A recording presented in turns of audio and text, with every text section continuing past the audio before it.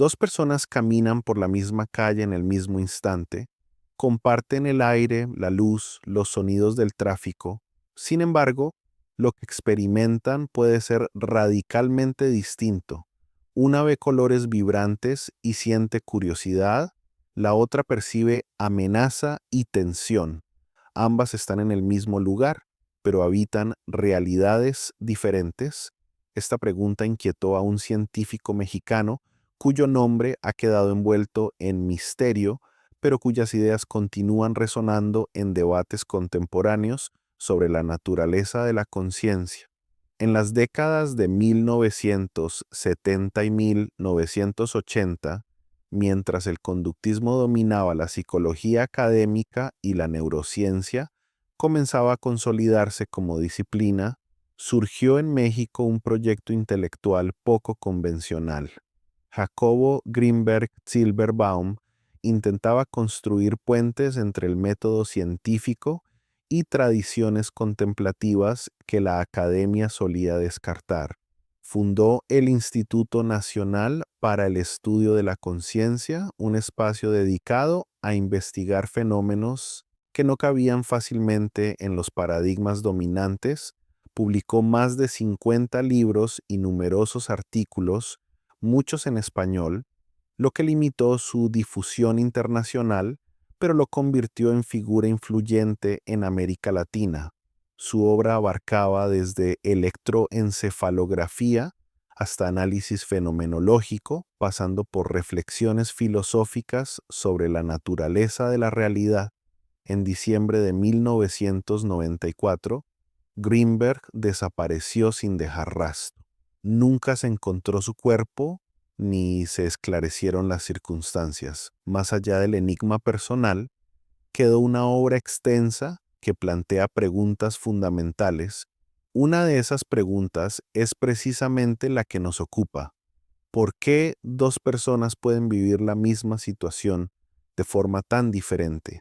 La respuesta que emerge de este trabajo no es simplemente una cuestión de interpretación subjetiva o sesgo cognitivo, como sugeriría la psicología convencional. Se propone algo más radical, que cada individuo participa activamente en la construcción de lo que percibe y que esta participación no es solo mental, sino que involucra una interacción profunda entre conciencia y entorno. El término propuesto para este proceso fue sintergía, que combinaba raíces griegas relacionadas con síntesis y energía. La sintergía sería la capacidad de la conciencia para organizar e interpretar la información sensorial de modo que se generara experiencia coherente. No se trataría simplemente de que el cerebro procesara estímulos externos, sino de que la conciencia misma ejerciera un papel activo en crear lo percibido. Este planteamiento resulta contraintuitivo. Estamos acostumbrados a pensar que la realidad existe independientemente de nosotros, que está ahí afuera esperando ser descubierta. Vemos una mesa y asumimos que la mesa existe tal cual la vemos, pero el argumento es que lo que llamamos mesa es resultado de un proceso complejo donde nuestro sistema nervioso, nuestra historia personal, nuestras expectativas y nuestro estado de conciencia participan en la configuración de esa imagen. Dos personas mirando la misma mesa podrían estar literalmente experimentando objetos distintos, no solo interpretándolos de manera diferente. Para ilustrar este concepto, consideremos una sala de conciertos. Dos personas asisten al mismo evento. Una de ellas tiene formación musical, conoce la obra que se interpreta, puede distinguir los instrumentos, reconoce las variaciones del tempo. La otra persona no tiene ese entrenamiento. Ambas reciben las mismas ondas sonoras, pero la experiencia resultante es incomparable. El músico entrenado percibe estructuras, patrones, emociones específicas vinculadas a progresiones armónicas. La otra persona tal vez experimente el sonido como una masa agradable o confusa, sin distinciones claras. Desde esta perspectiva, no solo están interpretando diferente, sino que literalmente están percibiendo mundos distintos. La sintergía de cada uno organiza la información de modo diferente, pero el planteamiento va más allá. Propone que la sintergía no es fija, sino que puede desarrollarse mediante prácticas como la meditación, la atención plena o incluso ciertos entrenamientos perceptuales. Una persona podría refinar su capacidad de organizar experiencia. Estudios con meditadores experimentados mostraban patrones electroencefalográficos que diferían significativamente de aquellos registrados en población general. Los meditadores mostraban mayor coherencia entre distintas regiones cerebrales, como si sus cerebros estuvieran funcionando de manera más integrada. Esto se interpretó como evidencia de que la sintergía podía cultivarse, de que la conciencia no era pasiva sino plástica, entrenable. Uno de los conceptos más provocadores fue lo que se llamó campo neuronal. Se postuló que además de las conexiones neuronales físicas, existía algo así como un campo de información que permitía coordinación instantánea entre distintas partes del cerebro. Este campo no sería solo eléctrico o químico, sino que tendría propiedades que la física conocida no describe completamente. Según esta hipótesis, cuando dos personas interactúan profundamente, sus campos neuronales podrían sincronizarse, dando lugar a experiencias compartidas o incluso a fenómenos que parecen telepáticos. Este fue uno de los aspectos más controvertidos. Se realizaron experimentos donde se colocaba a dos personas en habitaciones separadas conectadas mediante electroencefalografía. Se sometía a una de ellas a estímulos luminosos y se buscaban correlaciones en la actividad cerebral de la otra. Se publicaron resultados que sugerían cierta sincronización, aunque los tamaños de muestra eran pequeños y las condiciones experimentales difíciles de replicar. La comunidad científica internacional recibió estos hallazgos con escepticismo, señalando problemas metodológicos y la falta de replicación independiente. Es importante detenerse aquí y considerar las limitaciones de este planteamiento. La ciencia contemporánea es cautelosa con afirmaciones extraordinarias, especialmente cuando implican mecanismos desconocidos. La neurociencia moderna explica las diferencias perceptuales mediante principios bien establecidos: procesamiento neural, atención selectiva, memoria, aprendizaje, expectativas. No necesita postular campos adicionales para dar cuenta de por qué dos personas experimentan el mundo de manera distinta. La explicación convencional sería que cada cerebro ha sido moldeado por experiencias únicas, que las conexiones neuronales reflejan historias personales y que el procesamiento perceptual es altamente dependiente del contexto interno.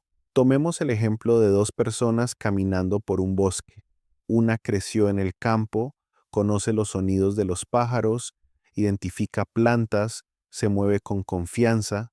La otra creció en una ciudad, el bosque le resulta extraño, quizá inquietante. Sus respuestas emocionales difieren, su atención se dirige a aspectos distintos, sus cuerpos reaccionan de manera diferente. Para la neurociencia actual, eso se explica perfectamente mediante redes neuronales que han sido entrenadas por experiencias previas.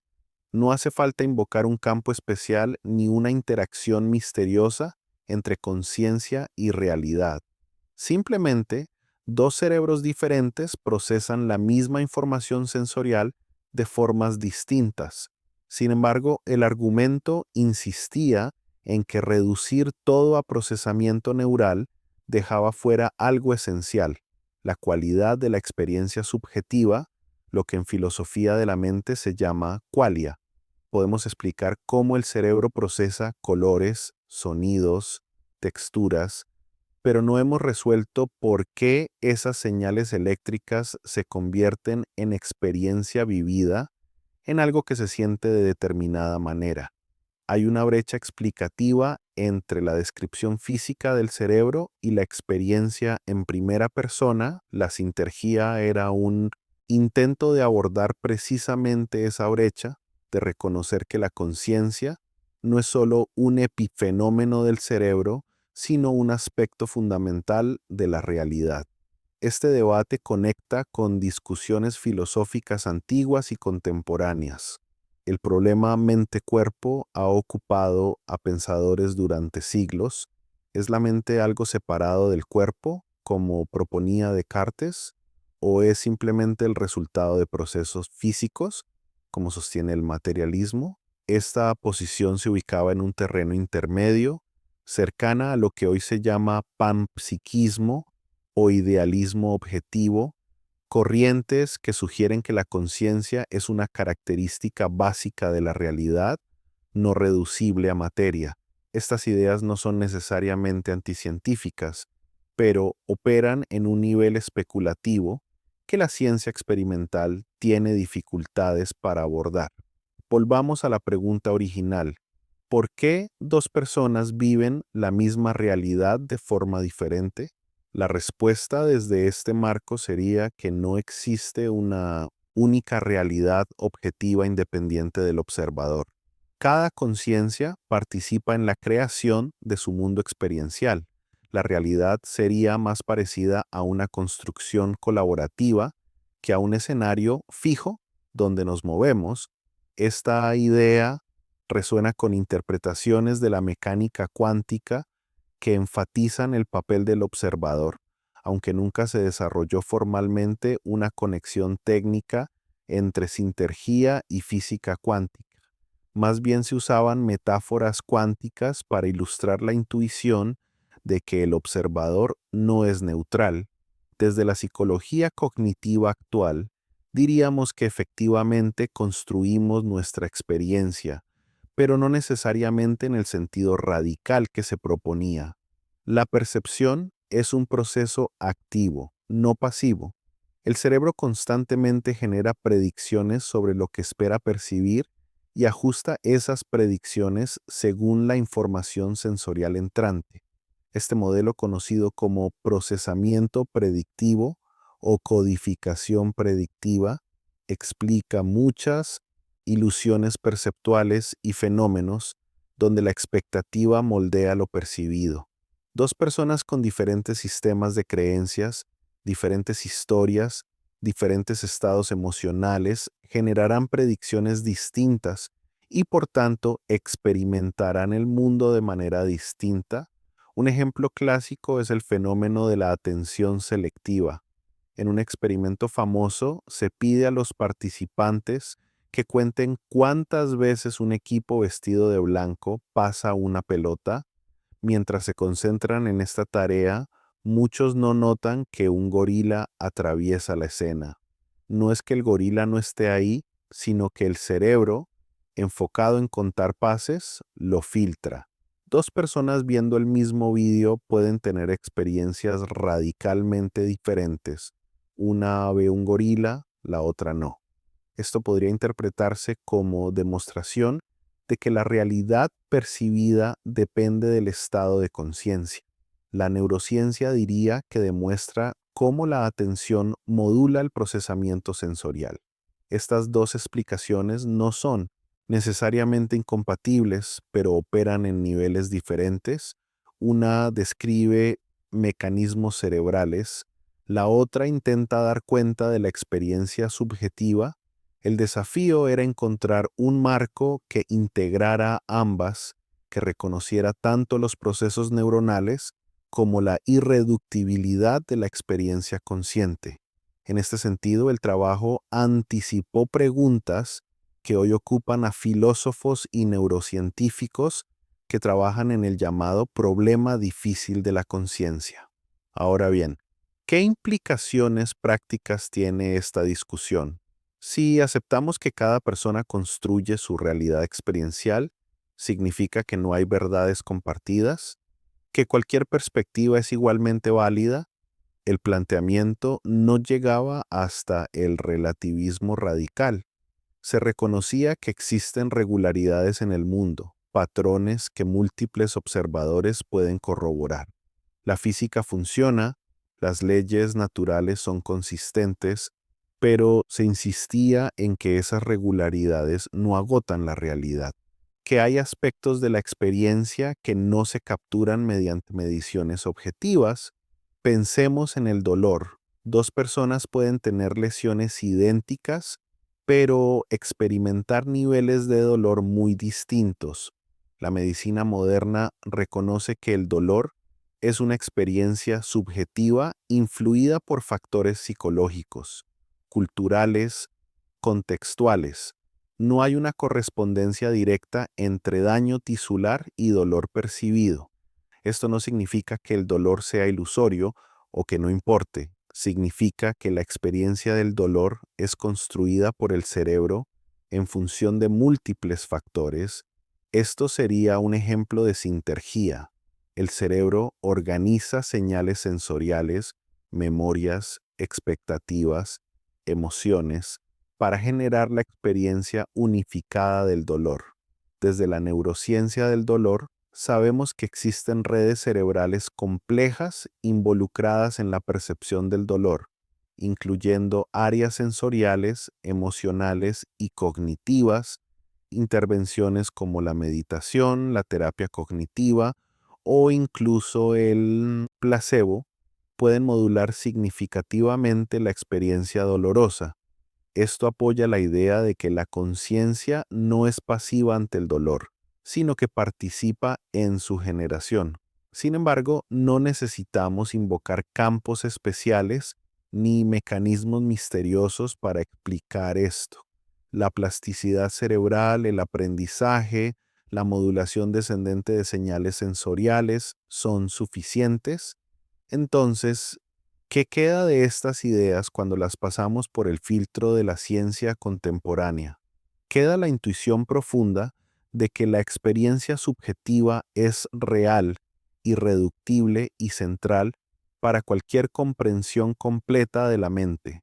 Queda la insistencia en que el observador no es neutral, que la conciencia participa activamente en la generación de experiencia. Y queda la pregunta abierta sobre cómo explicar la cualidad de esa experiencia, el cómo se siente estar vivo, consciente, percibiendo. Hoy, la neurociencia de la conciencia es un campo vibrante que aborda estas preguntas con herramientas sofisticadas: resonancia magnética funcional, estimulación cerebral, modelos computacionales. Se han propuesto teorías como la teoría de la información integrada, que intenta cuantificar la conciencia, o la teoría del espacio de trabajo global, que describe cómo información procesada localmente se hace disponible globalmente en el cerebro. Ninguna de estas teorías ha resuelto completamente el problema, pero representan avances sistemáticos. La meditación y las prácticas contemplativas también han sido objeto de investigación rigurosa. Estudios con meditadores experimentados muestran cambios estructurales en el cerebro, mayor grosor cortical en áreas relacionadas con atención y regulación emocional, mayor conectividad funcional. Estos hallazgos confirman que la práctica mental puede modificar el cerebro, lo cual es coherente con la idea de que podemos cultivar nuestra forma de percibir. Pero nuevamente no necesitamos campos misteriosos para explicar esto, solo neuroplasticidad. Sin embargo, hay aspectos de las propuestas originales que siguen siendo especulativos y problemáticos. La idea de sincronización entre cerebros separados, de comunicación no mediada por canales sensoriales convencionales, requiere evidencia extraordinaria porque implicaría física desconocida. Los experimentos realizados no han sido replicados de manera convincente por investigadores independientes. Los tamaños de muestra eran pequeños, los controles insuficientes y hay explicaciones alternativas más parsimoniosas para los resultados obtenidos. Esto no significa que debamos descartar todo el proyecto conceptual. La ciencia avanza también mediante ideas que resultan incorrectas, pero que estimulan nuevas preguntas. El intento fue hacer algo difícil, integrar ciencia y subjetividad, método experimental y experiencia interior. Muchos contemporáneos criticaron el aventurarse demasiado lejos de la ortodoxia, pero también inspiró a generaciones de investigadores latinoamericanos a tomar en serio la conciencia como objeto de estudio. Volvamos una vez más a la pregunta central. Dos personas caminan por la misma calle. ¿Por qué la experimentan diferente? La respuesta corta es porque tienen cerebros diferentes, moldeados por historias diferentes, operando bajo estados internos diferentes, pero esta respuesta, aunque correcta, puede sentirse incompleta, no captura la riqueza de lo que significa vivir desde dentro de una perspectiva particular. No explica por qué el rojo que yo veo es ese rojo particular, por qué la música me conmueve de esta manera específica, por qué este instante tiene esta textura única. El esfuerzo fue honrar esa riqueza, esa irreductibilidad de la experiencia. El error, si es que lo fue, consistió quizá en buscar mecanismos físicos para algo que tal vez no requiere ni admite ese tipo de explicación. Tal vez la experiencia subjetiva no es un problema que la ciencia pueda resolver en el sentido tradicional, sino un aspecto de la realidad que debemos reconocer sin pretender reducirlo a otra cosa. La filosofía contemporánea de la mente debate intensamente estos temas. Hay quienes sostienen que eventualmente la neurociencia explicará todo, que no hay misterio residual una vez que comprendamos el cerebro en detalle. Otros argumentan que la experiencia consciente es fundamentalmente diferente a cualquier otro fenómeno natural, que implica una perspectiva en primera persona que la ciencia en tercera persona nunca podrá capturar completamente. El trabajo se inclinaba hacia esta segunda posición, aunque intentando desarrollar metodologías científicas para estudiarla. En cierto sentido, todos somos científicos de nuestra propia experiencia. Cada día navegamos mundos perceptuales únicos, interpretamos señales, tomamos decisiones basadas en cómo las cosas nos parecen. Rara vez nos detenemos a considerar que lo que nos parece obvio y dado podría ser radicalmente diferente para otro. Esta falta de reconocimiento genera conflictos, malentendidos, fracturas en la comunicación.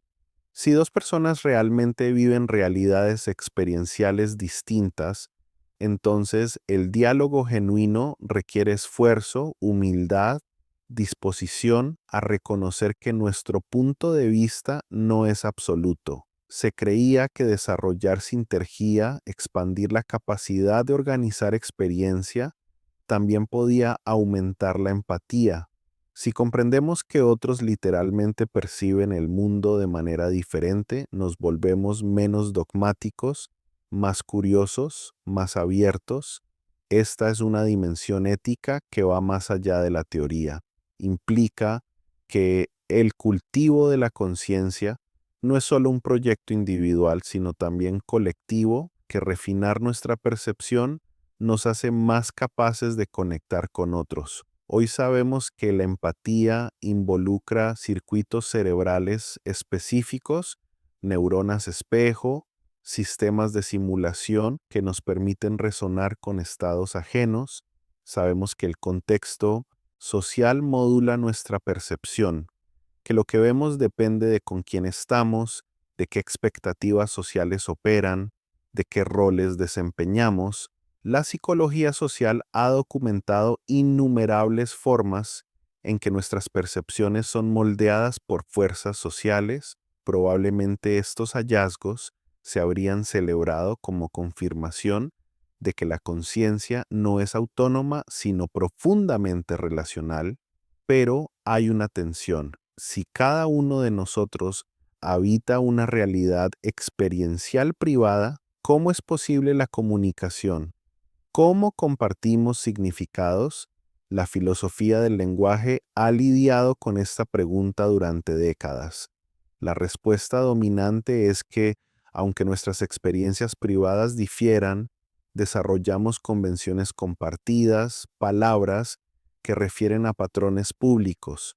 Cuando ambos decimos rojo, tal vez experimentamos tonalidades distintas, pero acordamos usar esa palabra para ciertos objetos.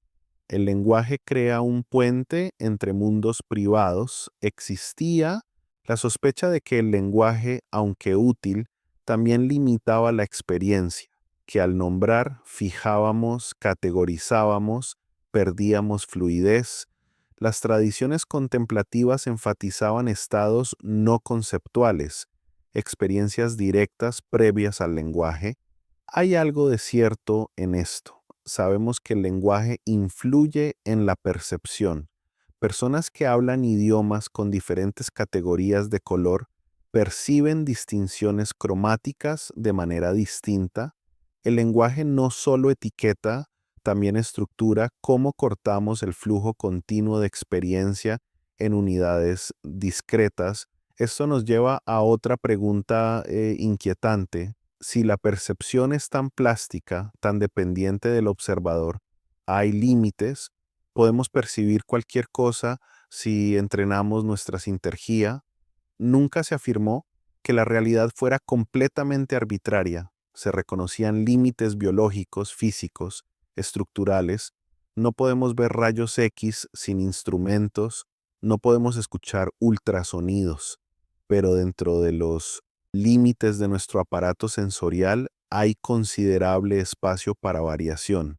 Y quizá, mediante práctica, podemos expandir esos límites. Los ejemplos extremos vienen de prácticas como el yoga avanzado o ciertas tradiciones chamánicas, donde practicantes reportan experiencias perceptuales extraordinarias. Se estudiaron chamanes mexicanos, particularmente curanderos mazatecos, documentando sus prácticas y sus descripciones de estados alterados. Algunos de estos reportes parecen desafiar explicaciones convencionales, percepciones que no corresponden a estímulos externos, sensaciones de fusión con el entorno, experiencias de comunicación directa con otros organismos. ¿Cómo interpretar esto?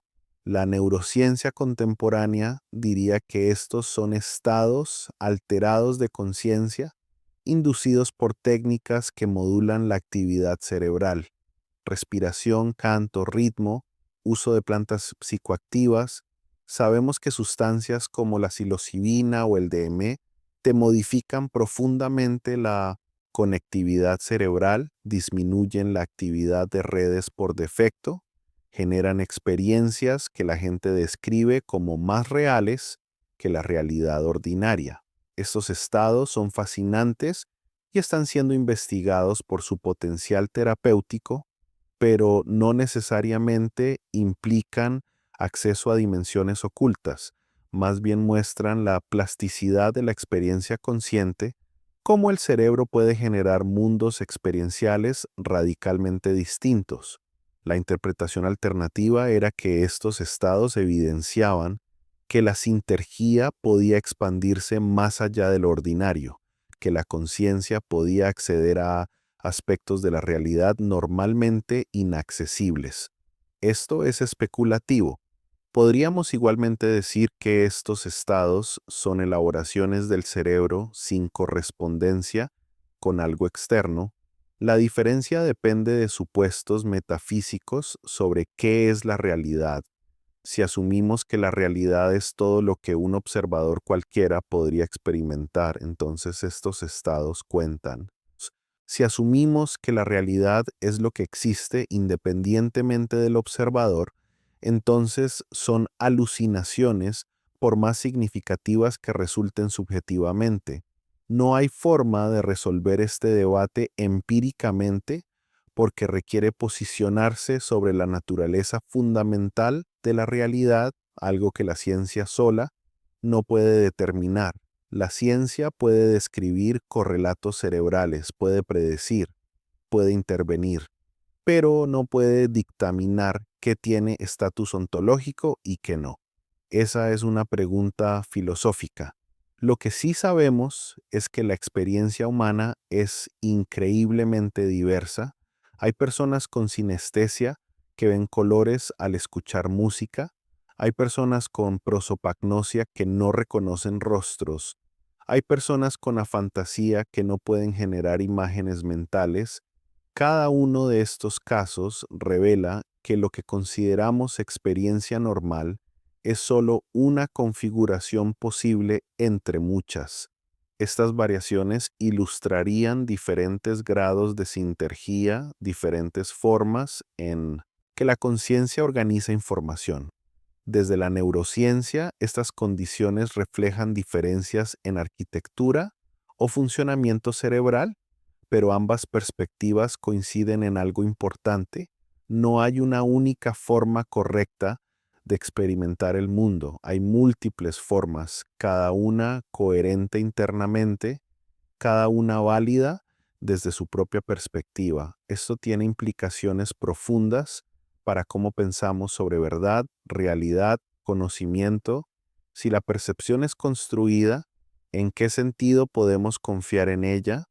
¿Cómo distinguimos entre percepciones verídicas y erróneas?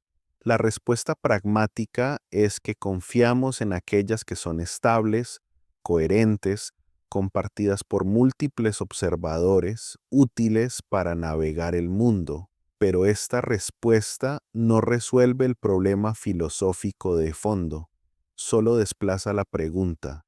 ¿El interés estaba menos en criterios de verdad que en la riqueza de la experiencia misma?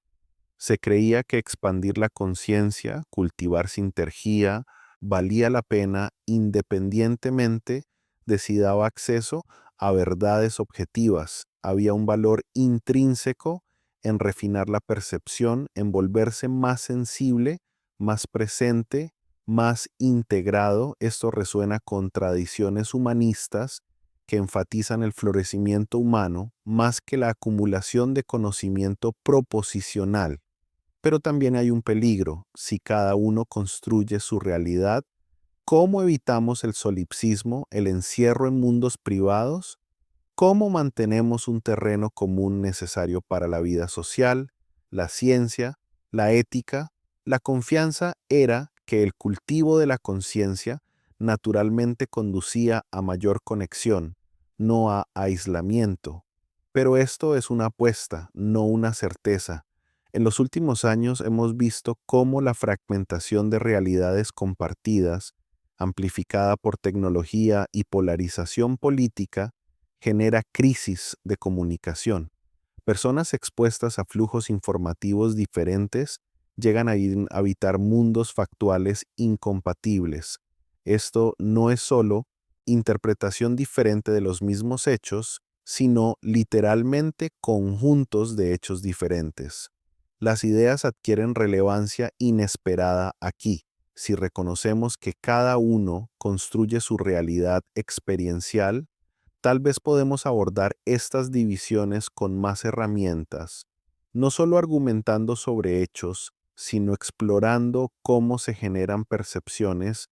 La educación podría beneficiarse de estas reflexiones si enseñáramos a niños que la percepción es construida, que otros ven el mundo diferente. Cultivaríamos humildad epistémica, fomentaríamos curiosidad por perspectivas ajenas en lugar de certeza dogmática. Esto no implica relativismo, sino reconocimiento de que el acceso a la realidad siempre está mediado, siempre es parcial, siempre está coloreado por el observador.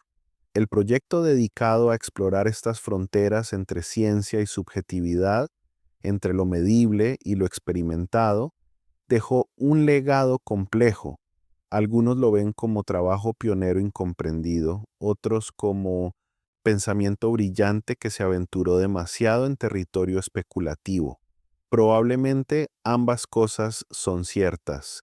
Lo valioso no es aceptar todas las conclusiones, sino reconocer las preguntas planteadas. ¿Por qué dos personas viven la misma realidad de forma diferente? Porque no hay una única realidad, sino múltiples realidades experienciales construidas por conciencias diferentes. Porque el cerebro no es un receptor pasivo, sino un generador activo de experiencia. Porque la historia personal, el lenguaje, la cultura, el estado emocional, todo ello participa en configurar lo que percibimos. Y porque, en última instancia, la experiencia consciente tiene una dimensión irreductible que la ciencia puede correlacionar, mapear, predecir, pero tal vez nunca explicar completamente. Esta no es una conclusión desesperanzada, es un reconocimiento de límites, pero también una apertura. Significa que siempre habrá misterio, siempre habrá aspectos de la experiencia que escapan a la descripción completa.